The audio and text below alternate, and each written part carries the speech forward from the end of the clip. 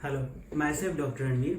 आज हम एक ऐसी बीमारी के बारे में डिस्कस करने वाले हैं जो कि काफ़ी कॉमनली आजकल पाई जा रही है और इसके मरीज़ काफ़ी ज़्यादा बढ़ रहे हैं। और ये बीमारी कोई आम बीमारी नहीं है, बल्कि बहुत ही घातक बीमारी है जो कि जानलेवा भी साबित हो रही है। तो मैं आपसे गुजारिश करूंगा कि ये रिक्वेस्ट पूरी तरह से देखें और गौर से सुनिए। और मुझे काफ़ी सारे रिक्वेस्ट भी आए, मैसेजेस भी आए कि आप इस बीमारी को इंक्लूड कीजिए, जिसका नाम है हार्ट अटैक। काफ़ी सारे लोगों ने मुझे मैसेजेस भी किए कि हमें इसके बारे में डिटेल इन्फॉर्मेशन दिए, तो ये वीडियो खास आपके लिए है। हार्ट अटैक मतलब जिसे हम मेडिकल टर्म में मायोकार्डियल इंफार्क्शन के नाम से भी जानते हैं। आजकल ऐसे कोई पुरुष वगैरह या तो महिलाएं या तो कोई भी एक आम आदमी जिन्हें हार्ट अटैक के बारे में पता नहीं है, ऐसी बात नहीं है। लेकिन प्रॉपरली उसके बारे में जानकारी कितनी चाहिए, क्या मैनेजमेंट करनी चाहिए और इससे कैसे बचा जाए, इसके बारे में मैं आज आपको जानकारी देने वाला हूँ। तो सबसे पहले मैं आपको बताना चाहता हूँ कि हार्ट अटैक ये बीमारी बहुत ही घातक है, जो कि जानलेवा भी साबित हो सकती है। कई बार अपने हृदय को ब्लड सप्लाई यानी कि खून का सप्लाई ठीक से ना होने की वजह से, जिसके अलग अलग कारण हो सकते हैं। कई बार आमतौर पे जो कारण कॉमनली पाया जाता है ब्लॉकेजेस, यानी कि खून का प्रवाह रुकने की वजह से हार्ट अटैक आना, ये हम काफ़ी ज़्यादा सुनते हैं। तो अभी हम जानते हैं कारणों के बारे में कि हार्ट अटैक क्यों होता है, या तो रिस्क फैक्टर भी आप इसे कह सकते हो। हम देखते हैं कि पुरुषों में हार्ट अटैक काफ़ी जल्दी आते हैं, मतलब ये उम्र से रिलेटेड भी होते हैं। पुरुषों में 45 साल या उसके आगे की उम्र वालों पुरुषों को और प्लस फीमेल्स को 55 साल या उसके आगे हार्ट अटैक की संभावनाएं काफ़ी ज़्यादा बढ़ जाती हैं। और इसके साथ साथ डाइट, अगर आपका डाइट संतुलित आहार ना हो या तो जंक फूड आप ज़्यादा खाते हो, अनियमितपना आपके डाइट में काफ़ी ज़्यादा है, फैटी फूड आप बहुत इंक्लूड करते हो, तो इस वक्त आपको हार्ट अटैक के चांसेस काफ़ी ज़्यादा बढ़ जाते हैं। आनुवंशिकता, कभी कभार फैमिली हिस्ट्री भी इसमें रोल प्ले करती है। हाई बीपी, अगर आपका बीपी कंट्रोल नहीं है, इसके साथ साथ मोटापा भी आपको बहुत ज़्यादा है, प्लस आपका कोलेस्ट्रॉल बढ़ा हुआ है, तो इन्हें कंट्रोल में करना बहुत ज़रूरी है, क्योंकि इनका डायरेक्ट प्रोपोर्शन हार्ट अटैक से हो सकता है। जैसे अभी कुछ हम देखते हैं आमतौर पे यंग जनरेशन्स में ये ट्रेंड काफ़ी है, धूम्रपान करना, शराब पीना, तो ऐसे पेशेंट में भी हार्ट अटैक के सिम्टम्स काफ़ी ज़्यादा बढ़ जाते हैं। इसके अलावा कभी कभार फिजिकल के अलावा मेंटल स्ट्रेस भी काफ़ी एक बड़ा रिस्क फैक्टर है हार्ट अटैक के लिए। अभी हम देखते हैं कि ये चेतावनियाँ क्या देता है हार्ट अटैक हमें, जैसे कि चेतावनियाँ इन सेंस सिम्टम्स हमें क्या नज़र आ सकते हैं, लक्षण। सबसे पहले तो मैं आपको कुछ बातें बताना चाहता हूँ। जैसे सिम्टम्स कुछ पुरुषों में अलग हो सकते हैं और बाकी काफ़ी सारे सिम्टम्स महिला और पुरुष दोनों में भी कॉमन है। तो हम डिस्कस करते हैं सबसे पहले कॉमन सिम्टम्स के बारे में। महिला हो या पुरुष हो, सबसे पहले हार्ट अटैक का प्राइमरी जो सिम्टम होता है वो है चेस्ट पेन। चेस्ट पेन अगर आपको हो रहा है तो इसे इग्नोर मत कीजिएगा, जल्द से जल्द अपने फिजिशियन की सलाह लीजिएगा। इसके अलावा जबड़े में पेन होना, पीठ में दर्द होना, लेफ्ट हैंड में आपको पेन होना, ये भी एक प्राइमरी सिम्टम होता है हार्ट अटैक के लिए। कभी कभार कोई पेशेंट को चक्कर आती है, बेचैनी भी काफ़ी ज़्यादा महसूस होती है, उल्टी होती है, सांस लेने में भी काफ़ी दिक्कत होती है, और प्लस कभी कभार सांस भी फूलती है और बात करने में भी तकलीफ होती है। ऐसे काफ़ी सारे सिम्टम हम हार्ट अटैक के पेशेंट में देख सकते हैं, जिससे हम पता कर सकते हैं कि ये कोई आम सिम्टम नहीं है। आमतौर पे जो चेस्ट पेन होता है ये वो वाला चेस्ट पेन नहीं है, हार्ट से रिलेटेड हो सकता है अगर एसोसिएटेड सिम्टम जो मैंने अभी आपको डिस्कस किए हैं वो।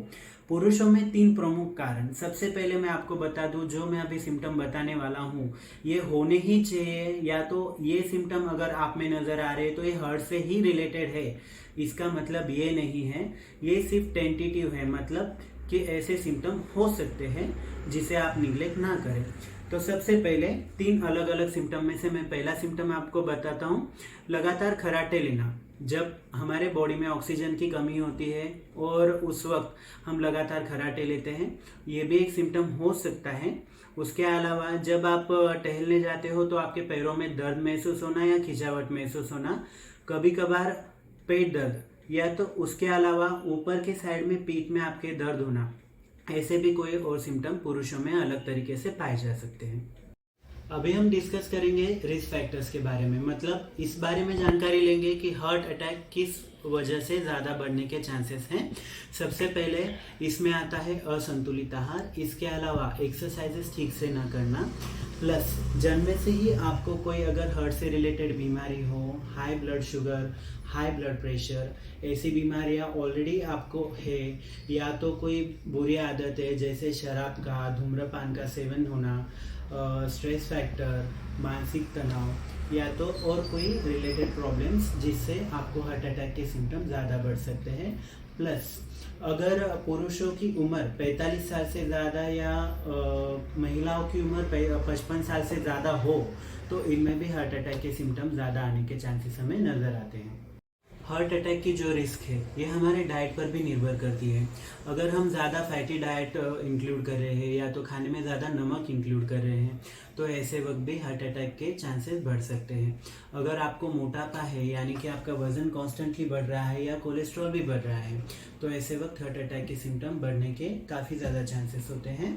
अभी हम डिस्कस करेंगे कि इन सब चीज़ों से यानी कि हार्ट अटैक से बचा कैसे जाए। तो सबसे पहले मैं आपको सलाह देना चाहूँगा कि अगर आपको कोई रीढ़ की हड्डी की या हड्डियों की बीमारी या ऐसे कोई अदर बीमारी नहीं हो तो उस वक्त आप रेगुलर एक्सरसाइजेस फॉलो कीजिए। जो बुरी आदतें हैं जैसे धूम्रपान करना, शराब पीना, ऐसी बुरी आदतों से दूर रहिएगा। अगर आप ऑलरेडी पेशेंट हो बीपी के, आपका बीपी बहुत ज़्यादा होता है, शुगर कंट्रोल में नहीं होती है, कोलेस्ट्रॉल कंट्रोल में नहीं होता है, तो अपनी डॉक्टर की सलाह से दिए हुए प्रॉपर मेडिकेशन के साथ में इन सब चीज़ों को कंट्रोल कीजिए। अपना BMI यानी कि मोटापा, वज़न कम कीजिए, टेंशन फैक्टर कम कीजिए। अभी हम जानते हैं कि हार्ट अटैक के लिए आपके डॉक्टर डायग्नोसिस मतलब जानकारी क्या दे सकते हैं कि ये बीमारी हम डायग्नोस कैसे करेंगे। सबसे बेसिक जो टेस्ट होती है जब आप डॉक्टर के पास ऐसे सिम्टम लेकर जाते हो और आप बातचीत करते हो डॉक्टर से तो सबसे बेसिक टेस्ट आपके डॉक्टर आपको एडवाइस करते हैं ECG यानी कि इलेक्ट्रोकार्डियोग्राम, जिसपे से हमें काफ़ी हद तक पता चलता है हार्ट से रिलेटेड कोई बीमारी हमें है या नहीं। इसके अलावा और भी कोई टेस्ट होते हैं जैसे Holter monitoring, 2D echo, stress test, या तो cardiac catheterisation, CT scan, MRI, ऐसे भी टेस्ट हार्ट अटैक से रिलेटेड या हार्ट से रिलेटेड और भी बीमारियों के लिए आपके डॉक्टर आपको एडवाइस कर सकते हैं कि ये टेस्ट कीजिए। अभी हम डिस्कस करेंगे इसके ट्रीटमेंट पार्ट के बारे में।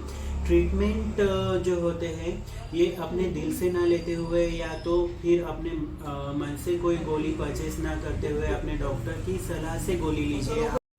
अब हम जानकारी लेते हैं ट्रीटमेंट के बारे में, यानी कि हार्ट अटैक के लिए ट्रीटमेंट क्या ली जाए। मेरी आपको ये सलाह रहेगी कि हार्ट अटैक ये कोई छोटी मोटी बीमारी नहीं है, इसीलिए अपने मन से मेडिसिन लेने से अच्छा अपने डॉक्टर की सलाह से इसके लिए मेडिसिन प्रॉपरली लीजिए। जो भी आपके डॉक्टर आपको गाइडलाइन देते हैं उसे प्रॉपरली फॉलो कीजिए।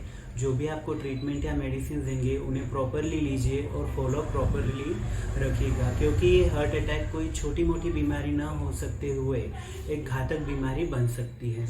और हाँ, हार्ट अटैक जैसे रिलेटेड बीमारियों की इंफॉर्मेशन के लिए या तो हार्ट अटैक की इंफॉर्मेशन के लिए आप मुझे दिए हुए मेरे ईमेल आईडी पे मेल कर सकते हो या कमेंट बॉक्स में कमेंट भी कर सकते हो। साथ में मैंने अपना मोबाइल नंबर भी प्रोवाइड किया है जो कि सेम मोबाइल नंबर मेरा व्हाट्सएप के लिए, जहाँ आप मुझे व्हाट्सएप मैसेज या कांटेक्ट भी कर सकते हो।